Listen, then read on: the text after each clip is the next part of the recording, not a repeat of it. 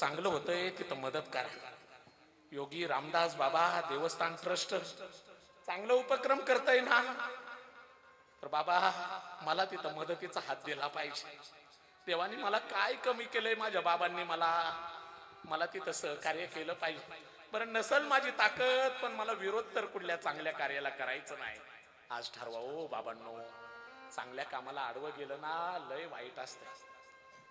सत्कर्माला सहकार्य करा. कसं सहकार्य करा? एक 5 मिनिटं फक्त तुमचे घेतो बरं का.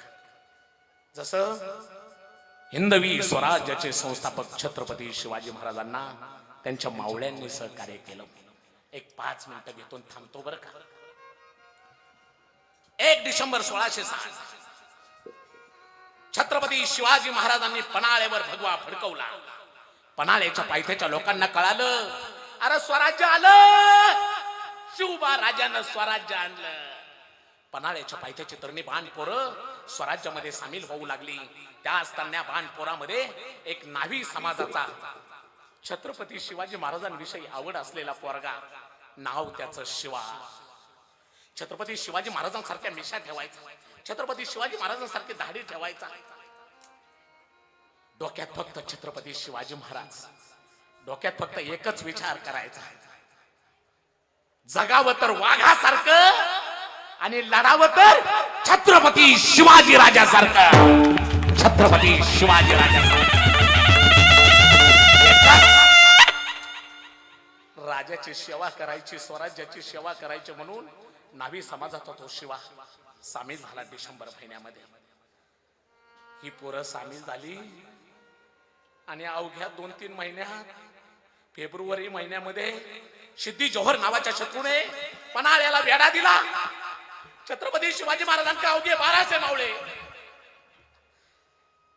42,000 सैन्यांनी शत्रूने वेढा दिला होता.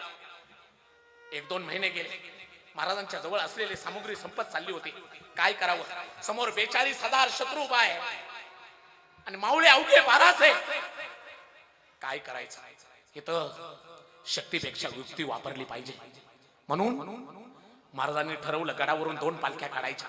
एका पालखीमध्ये आपण बसायचं, दुसऱ्या पालखीमध्ये आपल्यासारखाच दिसणारा एखादा मावळा बसवायचा. ठरलं.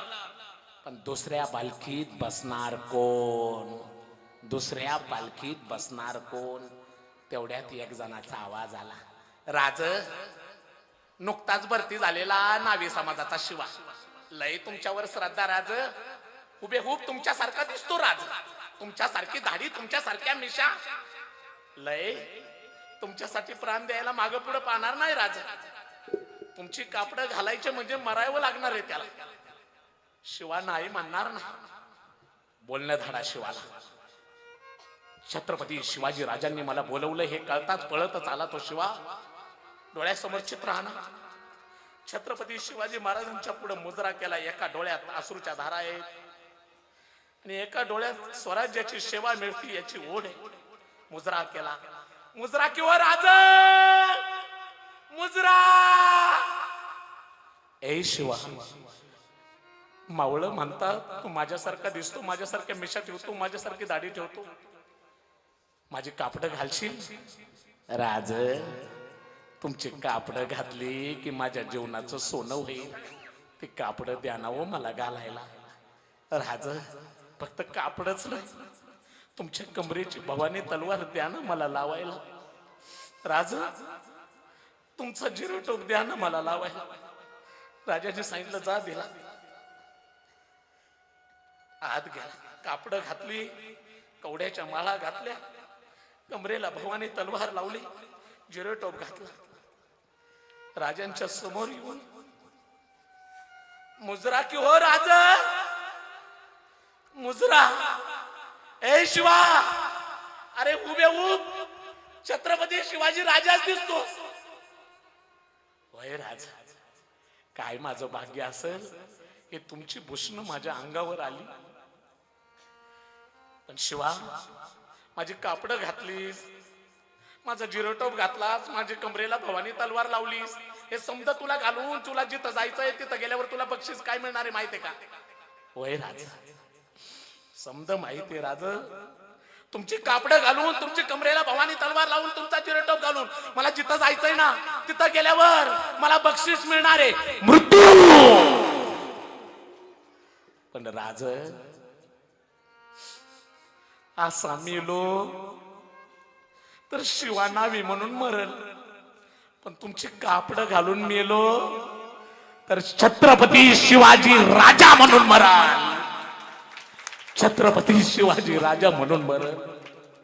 राजा द्या ना शेवा, बोला ना कधी जायचंय. जाण्याचा दिवस ठरला, रात्रीची वेळ आहे, काळी कुट्ट रात्र आहे. 2 पालख्या निघाल्या. एका पालखीमध्ये छत्रपती शिवाजी राजे बसलेत, दुसऱ्या पालखीमध्ये शिवा बसलाय. रात्रीची वेळ आहे, दोन्ही मार्गाला दोन्ही पालख्या चालल्या. काही मावळे शिवा बरोबर आहेत, काही मावळे छत्रपती शिवाजी राजा बरोबर आहेत. छत्रपती शिवाजी राजांबरोबर चालणारे मावळे रडत होते.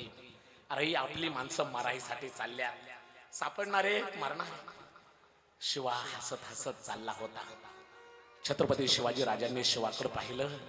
अरे नुकतंच या पोराचं लग्न झालंय, जर याच्या जीवाचं काही बरं वाईट झालं तर काय सांगू त्याच्या बायकोला, काय सांगू त्याच्या आईला. नाही जाऊ द्यायचं त्याला. छत्रपती शिवाजी राजांनी आवाज दिला, ए शिवा थांब. शिवाची पालखी थांबली. शिवा खाली उतरला. मंद मंद पावलं टाकत छत्रपती शिवाजी राजाच्या पुढे आला. राज कशासाठी बोलणं धाडल. राजांनी त्याचे हात धरला. शिवा चल आमच्या बरोबर, आता जे काय होईल ते आपल्या समजात होईल, चल आमच्या बरोबर. राज आता परत नाही. राज हात काढले राजांच्या हातातले. परत नाही राज. राज ज्या क्षणाला तुमची कापड लागली ना या शरीराला, त्या क्षणाला हा शिवा मेला. राज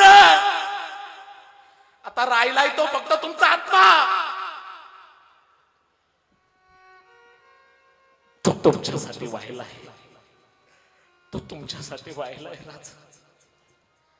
राज राज तुम्हाला वाटत असेल मला बी माहित आहे मी सापडणार आहे, मी मरणार आहे, मला माहित आहे. तुम्हाला वाटत असेल मी काळाच्या तोंडात चाललोय, पण राज अहो मला पुढे स्वर्ग दिसतोय. कारण राज मेल्यावर लोक सांगतात हा असा जगला, तो तसा जगला. पण राज माझ्याविषयी लोक बोलतील, अरे हा नावी समाजाचा शिवा, अरे लय बिलंदर, मरताना सुद्धा छत्रपती शिवाजी राजाच्या मरणाने मेला. छत्रपती शिवाजी राजा म्हणून मेला. छत्रपती शिवाजी राजा म्हणून मेला. तुका म्हणे सत्य कर्माभावे साह्य. गेला, त्याचं खांडोळ खांडोळ केलं, सापडला तो.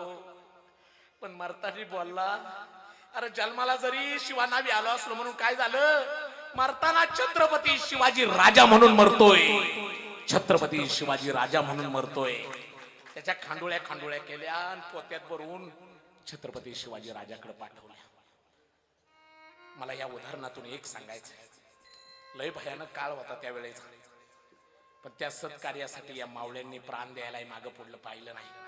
तुका म्हणे सत्य कर्माभावे साह्य, घातलिया भय नरका जाणे. काय केलं होतं माझ्या राजाने, ज्यांच्यासाठी मावळ्यांनी मरायला तयार व्हावं.